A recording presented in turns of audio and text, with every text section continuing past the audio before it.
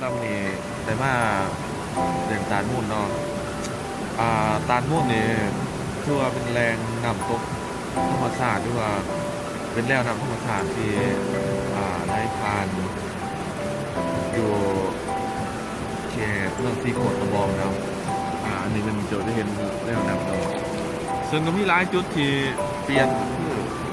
แม่น้ำตาลมุ่นเนี่ยคือว่าเป็นแหล่งท่องเที่ยวที่หลายคนจะไปเล่นมาเที่ยวเนาะสำหรับมื้ออื่นผู้ใดมีเวลาพวกเป็นวันเสาร์กับส่วนไปเล่นมาเที่ยวที่ตาดมุ่นได้เด้อ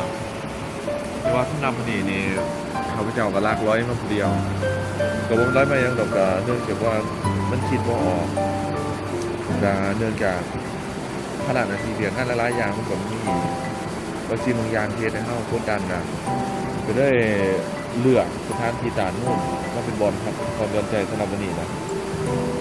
แต่ว่าเริ่มตามมาตาดมุ่นเนาะมันก็เป็นสถานที่ที่มีพวกเป็นธรรมชาติหลายอย่างโดยเฉพาะเป็นดินเพี้ยนคือป่าใหม่ล้วนๆเนาะแต่จะเป็นบรรดาปลูกต่างๆปลูกต่างๆก็เจาะกับพยายามบนละครข้าวหรือบนละครย้อนอารมณ์ที่ว่าแล้วแต่เนาะเก็บทางปลูกแต่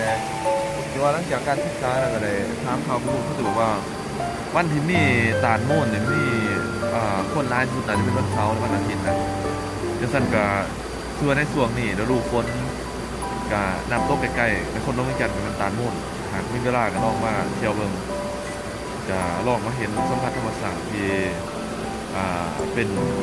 วิถีธรรมชาติแท้เนาะคือน้ำตกตูบที่ยังคงเป็นเอกลักษณ์ของตาลโม่นไว้เนาะสำหรับวันนี้วันที่28เดือ